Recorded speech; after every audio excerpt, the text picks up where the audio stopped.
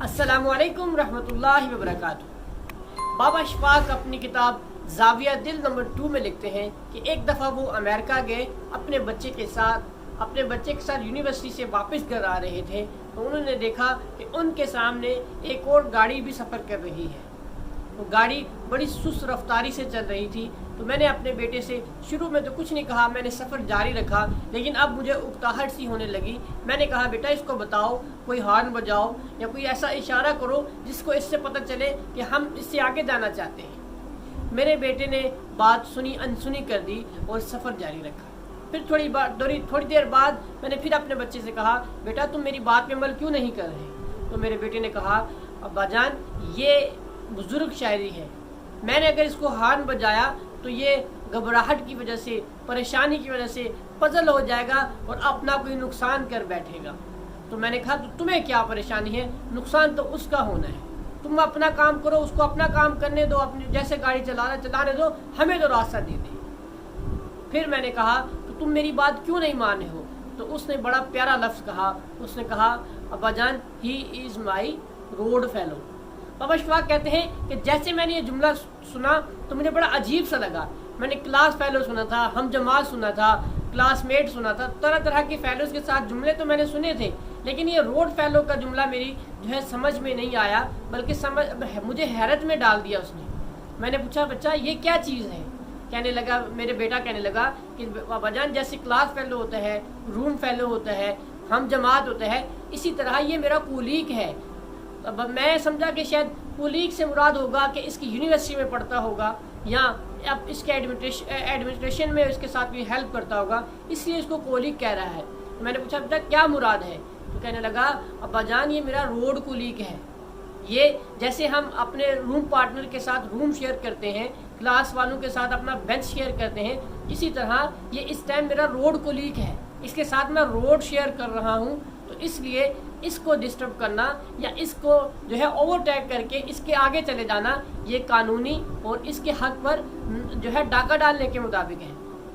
میں حیران ہو گیا اور سوچ و وچار میں چلا گیا۔ میں نے پھر دل ہی دل میں سوچا کہ آؤ ذرا ہمارے لاہور اور کراچی میں، ہمارے بڑے شہروں میں آ کے گاڑی چلاؤ، تمہیں لگ پتہ جائے کہ وہاں پہ روڈ کے کیسے کیسے گاڑیاں چلائی جاتی ہیں۔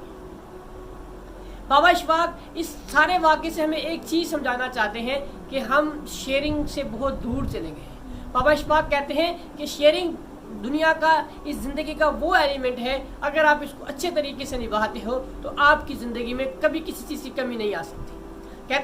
وہ کہتے ہیں کہ دنیا میں، اس کائنات میں ارد گرد آپ نظر دوڑائیں تو آپ کو پتہ چلتا ہے کہ اس کائنات کا ذرہ ذرہ شیئرنگ پہ کام کر رہا ہے، سسٹم شیئرنگ پہ چل رہا ہے۔ وہ کہتے ہیں کہ یہ جتنے بھی درخت ہیں جن کو آپ کاربن ڈائی آکسائڈ دیتے ہو تو اس کے بدلے میں آکسیجن دیتے ہو، جس کی وجہ سے تمہاری زندگی چلتی ہے۔ یہ دریا، یہ ندی، یہ نالے، یہ سمندر اور یہ سارے کے سارے شیئرنگ پہ کام کرتے ہیں، اور یہ اونچے اونچے پہاڑ، یہ ہمارا کیٹو پہاڑ اور اس طرح کی اور چوٹیاں جو دنیا بھر میں جن کے اوپر اربوں لاکھوں ٹنوں ارب برف ہوتی ہے، تو کیا آپ سمجھتے ہیں یہ اپنے لیے ہوتی ہے؟ نہیں، اس برف سے کتنے علاقے اور کتنے جانور، کتنے چند پرند اس سے پانی پیتے ہیں۔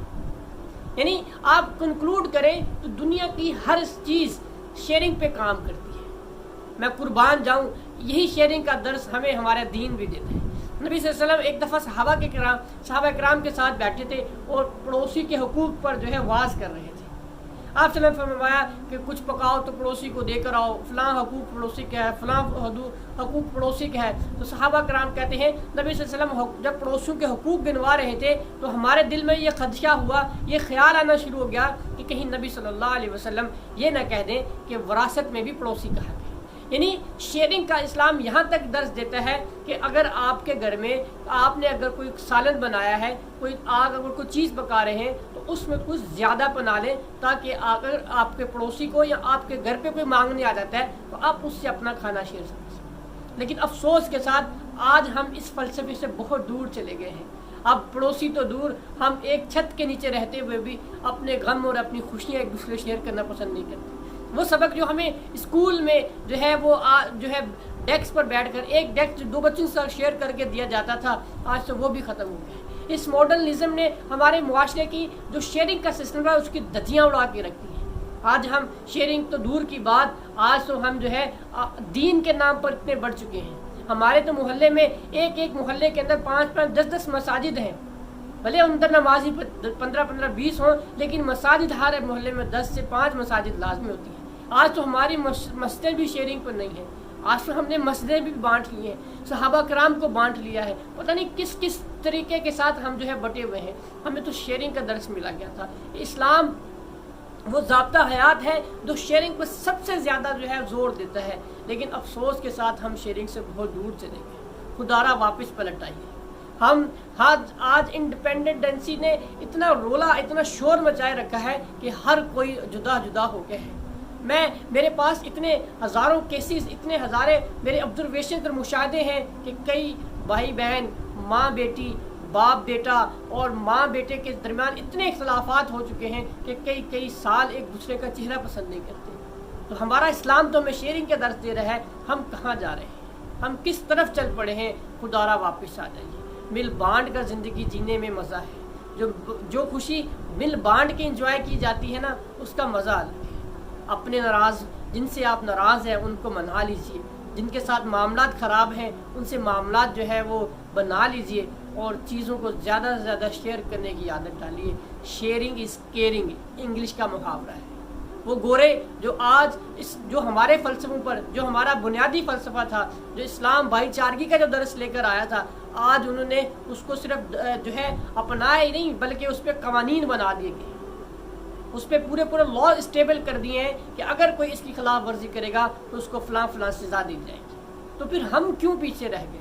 ہم کیوں ان اچھی چیزوں پر عمل کرنا ہم نے چھوڑ دیا ہے؟ اس کی وجہ یہ ہے کہ ہم اپنے دین سے دور ہوتے جا رہے ہیں، ہم اپنی اصل سے دور ہوتے جا رہے ہیں۔ تو خدارا اپنے بچوں کو اس روایت کو دوبارہ اگر چاہتے ہیں کہ ہمارے معاشرے میں کامن ہو جائے، دوبارہ اچھی ہو جائے، تو پہلے تو ہمیں خود کو اپنی تمام چیزیں جو ہم بانٹ سکتے ہیں، جس لیول پہ ہم شیئرنگ کر سکتے ہیں، ان کو شیئرنگ کرنا شروع کریں، اور اپنے بچوں کو یہ درس دیں۔